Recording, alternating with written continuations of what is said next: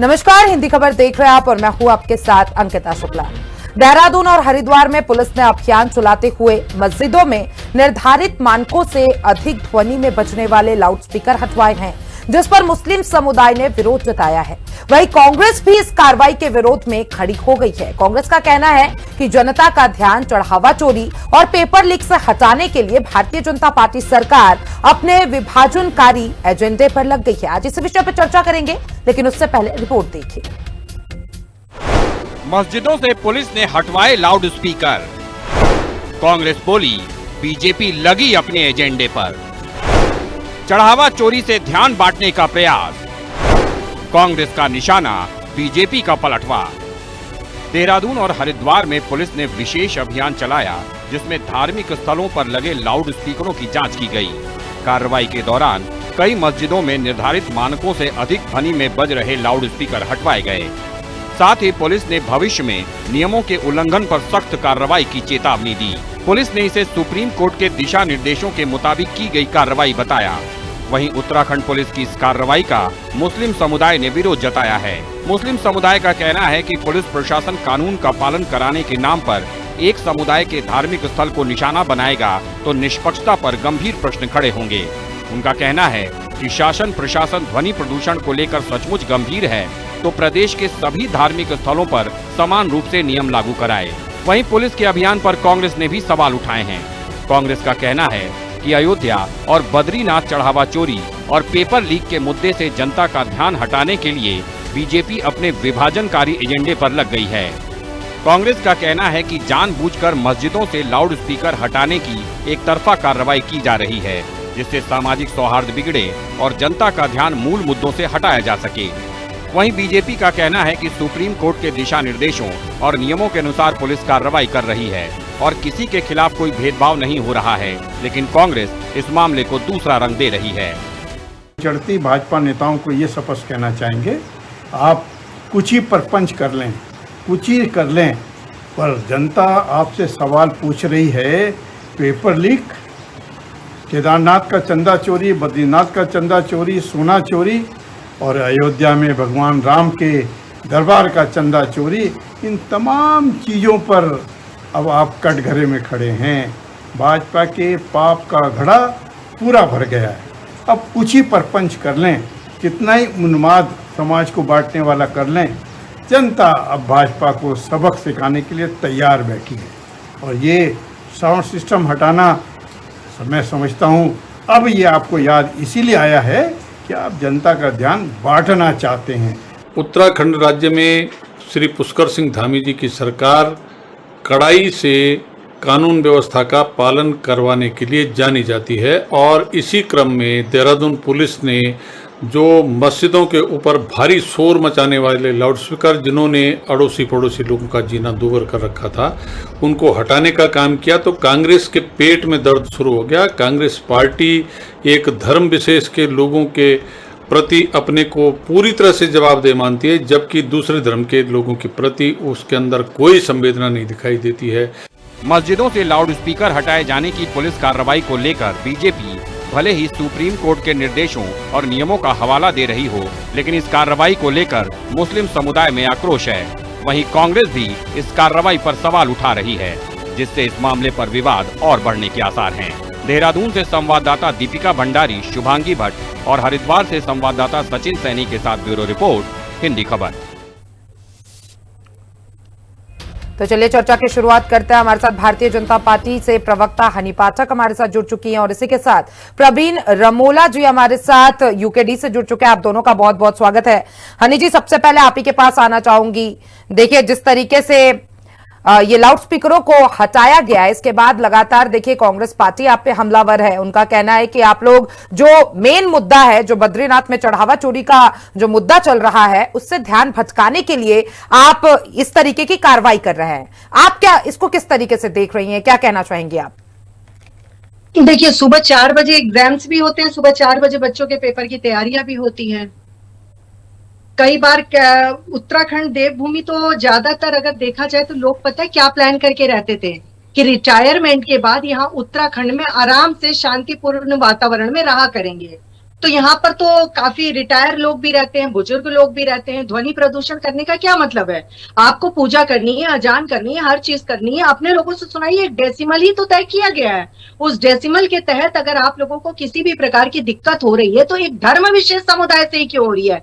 मंदिरों में तो सुबह सुबह नहीं आती है किसी भी प्रकार की आवाज, अगर आती है तो आप लोगों को उसके भी प्रति आपत्ति होती है। देखिए अंकिता जी, मैं वसंत विहार क्षेत्र में रहती हूँ और वसंत विहार क्षेत्र के कुछ ही दूरी पर एक मस्जिद पड़ती है, ISBT के एरिया के पास में, पटेल नगर के बीच का रास्ते में। वहां प्रतिदिन, अभी 6 बजे आपकी डिबेट शुरू हुई है, आज मुझे मस्जिद की आवाज अजान की नहीं आई क्योंकि ये लाउड स्पीकर पे पूरी तरह से बैन लगाया गया है।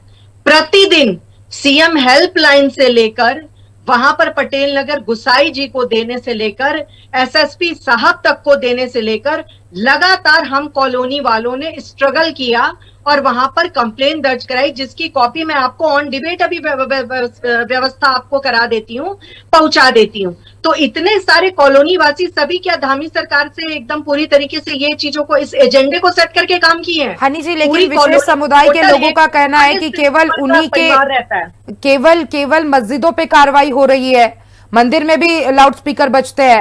और इसी के साथ साथ हनी जी देखिए, अभी कावड़ यात्रा की शुरुआत होने वाली है। जब कावड़ यात्रा होता है तो जोर जोर से डीजे बजने लगते हैं, क्या उस पर भी प्रशासन पूरी तरीके से इसी तरीके से सख्ती दिखाएगी? समय के अनुसार बजते हैं डीजे। हर चीज का एक समय निर्धारित किया जाता है। 10 बजे के बाद हमारे घरों में तो नमाज तो शाम में 6 बजे पढ़ा जाता है ना हनी जी? अंकिता जी, मैं आप पूरी बात खत्म कर रही हूँ। जी अंकिता जी, ऐसा है, रात 10 बजे के पश्चात अगर हमारे यहाँ कोई शादी हो, कोई फंक्शन हो, किसी भी प्रकार का कोई समारोह और डीजे बज रहा हो तो पुलिस उठाकर डीजे अपने घर पर ले जाती है, सॉरी थाने में ले जाती है और उस पर कार्यवाही करती है, हम पर चालान काटती है। तो हम तो नहीं सड़कों पर आते हैं कि 10 बजे के बाद पुलिस प्रशासन ने हमको रोक दिया समारोह में नाचने में, गाने में, इस तरीके का आनंद उठाने में। हम लोग तो नहीं करते हैं क्योंकि हम उन चीजों को समझते हैं, कानून को समझते हैं, चीजों को समझते हैं, जानते हैं।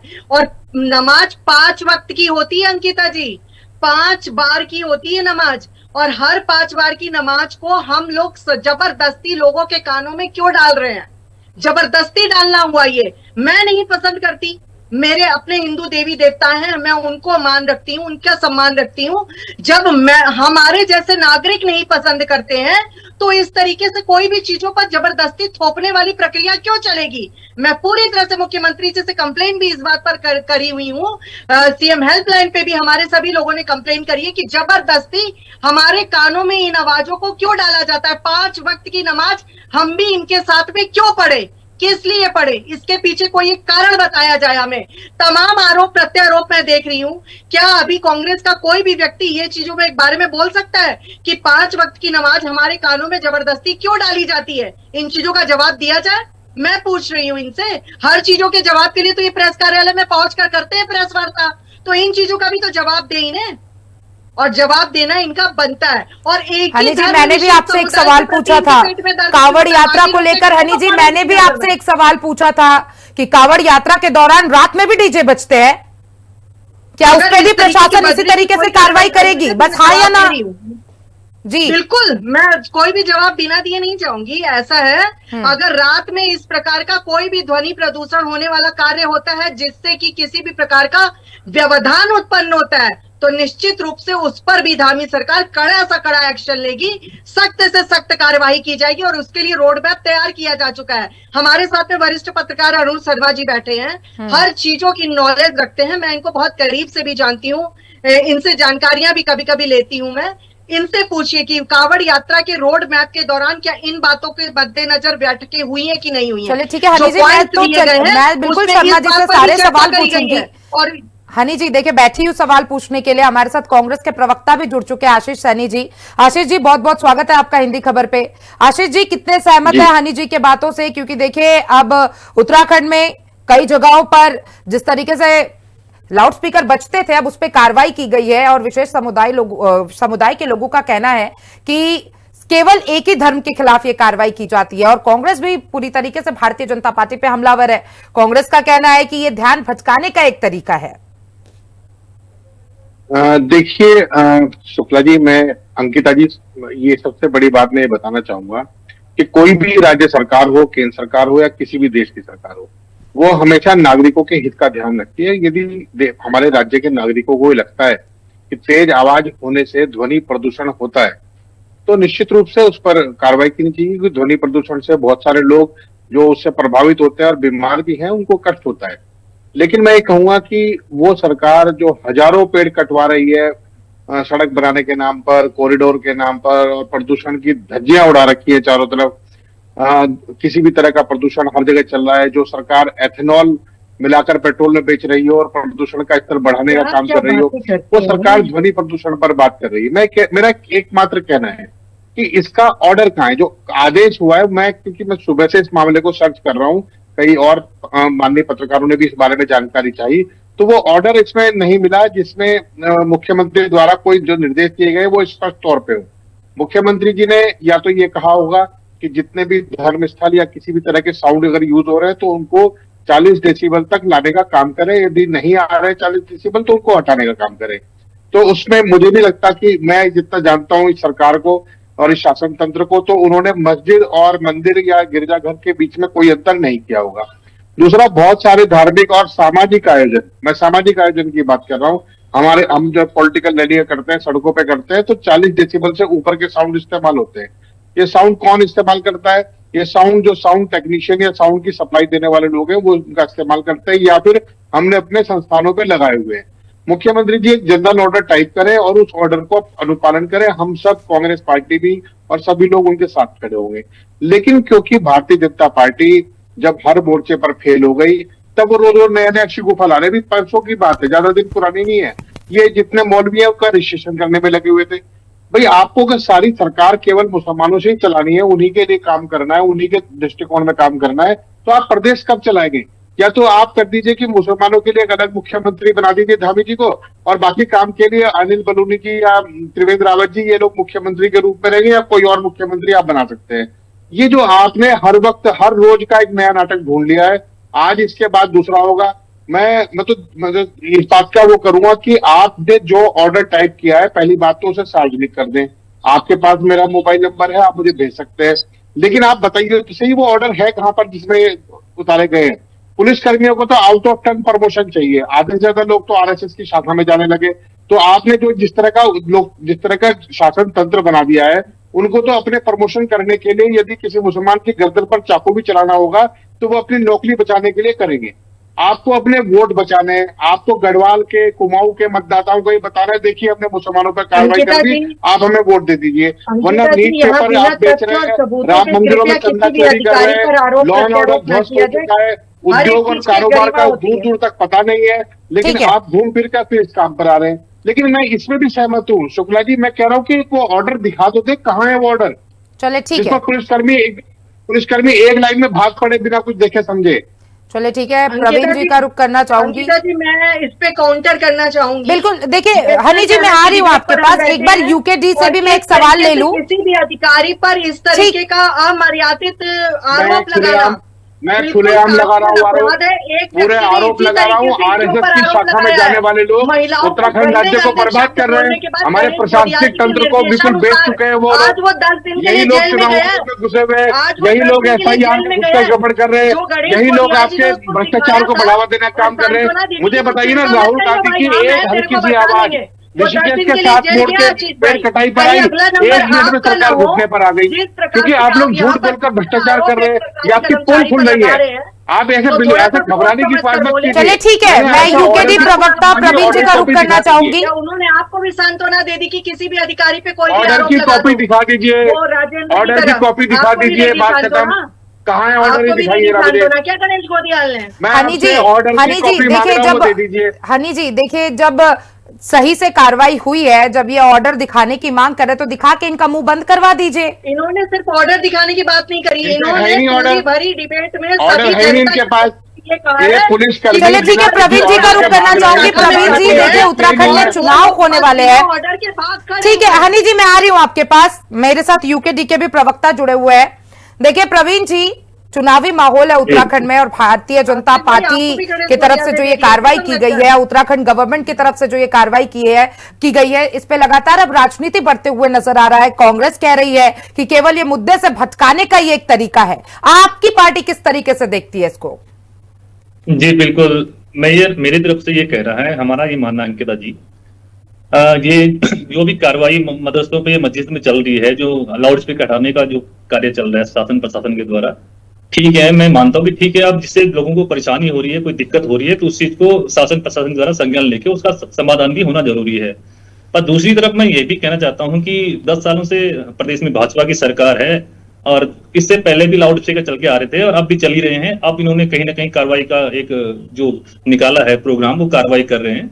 दूसरी तरफ मेरा मानना यह भी है कि देहरादून में पिछले 4-5 सालों से स्मार्ट सिटी का कार्य चल रहा है और सड़कों की जो हालत है बड़ी बेकार है, उसमें शासन प्रशासन कोई कार्रवाई नहीं करता है। देहरादून का एक प्रसिद्ध बाजार है पलटन बाजार, वहां पे अतिक्रमण जो व्यापारी हैं, कई बार वहां से अतिक्रमण हटा दिया, पर फिर भी दोबारा वहां पे अतिक्रमण हो जाता है, उस पर शासन प्रशासन कोई कार्रवाई नहीं करता है।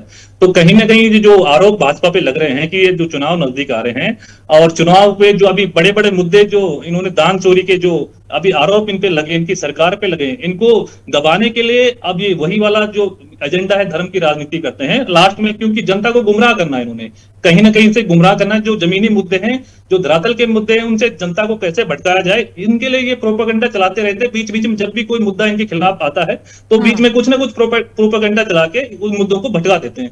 अभी सबसे बड़ा मुद्दा मैं मानता हूँ कि देहरादून में जो स्मार्ट सिटी के तहत कार्य चल रहा है और जगह जगह 4-5 सालों से कार्य चल रहा है, वहां पे जनता परेशान है, वहां पे शासन प्रशासन कार्रवाई नहीं करता है। पर जहां पे इनको लगता है कि यहां से हमें फायदा होता है, मैंने परसों भी डिबेट बोला, भाजपा वो राजनीतिक पार्टी है, वो सिर्फ अपना फायदा देखती है कि हमें फायदा कहां से मिलेगा। उन्हें पब्लिक से कोई लेना देना नहीं, पब्लिक कितनी परेशान है, उनको क्या दिक्कतें डेली हो रही है, उससे कोई लेना देना दूर दूर तक नहीं है। वो सिर्फ अपना वोट बैंक साधना चाहती है और अपना फायदा देखना चाहती है। और दूसरी तरफ अभी सैनी जी ने एक बात कही कि जो 7 बोर्ड में पेड़ों का काम चल रहा है, प्रदूषण की बात ये पार्टी करती है और पेड़ों को काट के जो प्रदूषण को बढ़ाने का कार्य पार्टी कर रही है, वो भी कहीं ना कहीं देखना चाहिए कि आप प्रदूषण की बात तो कर रहे हैं, पर दूसरी तरफ आप हजारों पेड़ों को काटने का कार्य कर रहे हैं, तो आप किस मुंह से प्रदूषण की बात कर रहे हैं, ये भी सोचना चाहिए। बिल्कुल ठीक है। वरिष्ठ पत्रकार हमारे साथ अरुण शर्मा जी है। सर, आपका बहुत बहुत स्वागत है। अरुण जी, देखिए, जिस तरीके से उत्तराखंड में जो राजनीति देखने को मिल रही है, एक तरफ तो कांग्रेस पार्टी कह रही है कि भारतीय जनता पार्टी केवल मुद्दे से भटकाने का प्रयास कर रही है। अरुण जी, आपके पास मेरी आवाज आ रही है?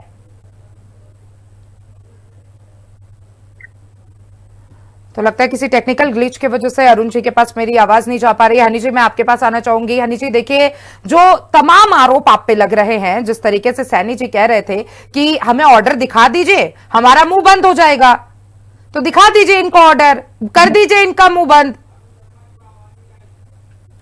अंकिता जी, संविधान की किताब को हाथ में लेकर संविधान का ज्ञान होना बहुत ज्यादा जरूरी नहीं हो पाता है, और हो ये भी जरूरी नहीं हो पाता है। संविधान की किताब यूं हाथ में लेकर उसमें पन्ने कितने हैं, जिस व्यक्ति को यही नहीं पता, उससे क्या मैं चर्चा करूं? आप खुद बताइए, इनको यही नहीं पता है कि एक पन्ने का ऑर्डर मांगा, वो तो आप पर है नहीं, और संविधान के पन्ने कितने बैठ गई? बोल लिया? हाँ, बोल लिया, खत्म? नहीं, खत्म नहीं हुआ। मैं छोड़ देती हूँ, आप ही पूरा कंटिन्यू कर लो, मेरा भी जवाब दे दो। मैं कर लेता हूँ। देखिए, संविधान के पन्ने गिनने की बात करते हैं कि संविधान हाथ में क्यों नहीं लिया, तो आपने संविधान पर देखिए, आशीष जी, जब आपका मौका है ना, तब आप बोलिए। आशीष जी, मैं बात कर लीजिए। आशीष जी, थोड़ा सा इनको दिक्कत है। आशीष जी, देख, जब आपका समय आएगा आप बिल्कुल अपनी बात रखिएगा। अभी जब हनी जी बोल रही थी, उन्हें उनकी बात कंप्लीट करने दीजिए, फिर मैं आती हूँ आपके पास, आपकी भी बात सुनी जाएगी। जी हनी जी, अपनी बात रखिए। अंकिता जी, बहुत बहुत तहे दिल से आपका धन्यवाद। अब मैं शुरू करती हूँ। जिस प्रकार से संविधान की किताबों को हाथ में लेकर संविधान का ज्ञान होना जरूरी है, ये पॉसिबल नहीं है, उसी तरीके से सुप्रीम कोर्ट के लॉ एंड ऑर्डर क्या है उसके बारे में जानकारी होना कांग्रेस के पास जानकारी नहीं होती। और क्या होता है, अधजल गगरी छलकत जाए। इन्हें क्या होता है, एक गिलास पानी में अगर आधा गिलास पानी हो, आधा खाली हो, तो इन्हें खाली गिलास नजर आता है, और हमें वो नजर आता है कि आधा गिलास इसमें भरा हुआ है। मैं अब दूसरी बात पर आती हूं। जिस प्रकार से कोर्ट ने तक डेसिबल को तय किया हुआ है, आप अगर इतने ही परेशान हैं तो संविधान चिल्लाते हैं, जरा वहां पर चले जाइए। दूसरी बार बार बार पेड़ कटान को लेकर बातें चल रही हैं। मैं ये बताना चाहूंगी कि धामी जी ने तो कल ही ऑर्डर पास कर दिया है और उसमें कह दिया है कि सर्वसम्मति से पूरे लोगों की भावनाओं को देखते हुए हम आगे की कार्यवाही को जारी करेंगे। और वो धामी सरकार पूरी तरीके से उनमें इन्वॉल्व नहीं है। जो काम हो रहा है वो एनएच का काम हो रहा है, पूरे लॉ के अनुसार काम हो रहा है, लेकिन अगर उससे भी किसी भी प्रकार की जन भावना को हानि पहुंचती है तो पूरी तरीके से हम उस चीज को देखते हुए ही आगे की कार्यवाही करेंगे।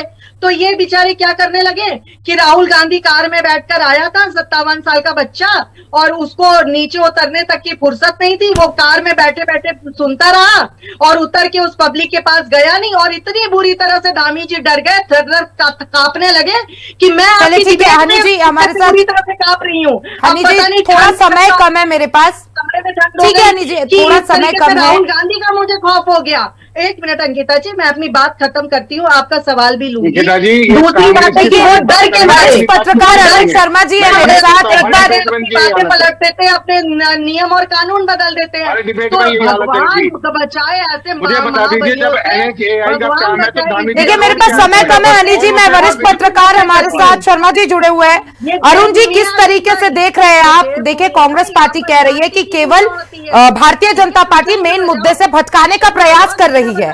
और देखिए जिस तरीके से अब चुनावी माहौल है, विधानसभा चुनाव होने वाले हैं उत्तराखंड में, तो जिस तरीके से अब बद्रीनाथ में चढ़ावा चोरी का मामला तूल पकड़ते हुए दिखाई दे रहा है, तो क्या ये केवल मुद्दे से भटकाने का प्रयास है? आपका क्या विचार है इस पे?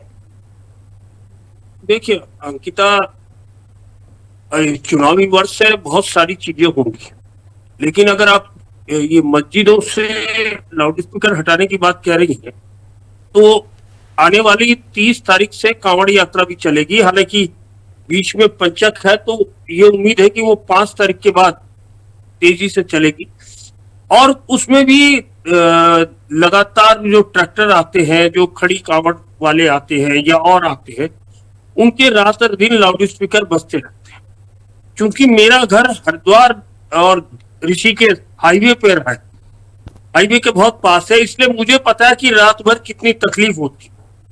हम लोगों से सोया नहीं जाता है। और केवल वो नहीं, अभी हाल में अगर हेमकुंड साहिब यात्रा चल रही है, अभी भी चल रही है, अभी तो बरसात के कारण थोड़ी हल्की है, लेकिन हेमकुंड साहिब यात्रा में भी मोटरसाइकिलों पर या गाड़ियों में लाउड स्पीकर लगाकर तेज आवाज में म्यूजिक बजाया जाता है। और पोटा साहिब की तरफ से अधिकतर सिख श्रद्धालु आते हैं, कुछ हरिद्वार की तरफ से भी आते हैं, जो सहारनपुर होते हुए आते हैं। कहीं हमारे जो बॉर्डर्स हैं उन पर चेकिंग नहीं होती और हमेशा इंटर स्टेट कोऑर्डिनेशन मीटिंग चलती है, लेकिन उस मीटिंग में हमेशा होता है कि इतने डेसिमल से ज्यादा आवाज नहीं होनी चाहिए, इतने फीट से ज्यादा ऊंची कावड़ नहीं होनी चाहिए। लेकिन जब वो भीड़ का रेला आता है तो वो सारे के सारे जो प्रयास है वो धरे रहते हैं। और मुझे लगता है कि नियम एक जैसे होने चाहिए सबके लिए, चाहे कोई हो। अगर मस्जिदों से लाउड स्पीकर हटाए जा रहे हैं तो वो जो हाई डेंसिटी वॉइस होती है, जो वो कावड़ के दौरान वो जो बड़े बड़े डीजे लगते हैं ट्रैक्टरों के ऊपर, ट्रकों के ऊपर, बिल्कुल अरुण जी, देखिए जो बिल्कुल इक्वालिटी की बात होती है और किसी भी एक समुदाय के लिए ये सारी चीजें नहीं होनी चाहिए। अगर हो रही है तो सभी धर्मों के लिए ये समानता के साथ की जानी चाहिए। आप सभी का मेरे साथ चर्चा में जुड़ने के लिए बहुत बहुत धन्यवाद। तो देखिए उत्तराखंड में विधानसभा चुनाव होने वाले हैं और जो राजनीति पारा है वो अभी से चढ़ता हुआ दिखाई दे रहा है। एक तरफ कांग्रेस पार्टी कह रही है कि केवल ये जो मुद्दे से भटकाने का प्रयास भारतीय जनता पार्टी कर रही है। अब आने वाले समय में ये मुद्दा कितना बड़ा मुद्दा बनता है ये तो समय पे ही पता चलेगा। फिलहाल मुझे दीजिए इजाजत और तमाम ऐसे अपडेट्स के लिए हिंदी खबर के साथ बने रहें।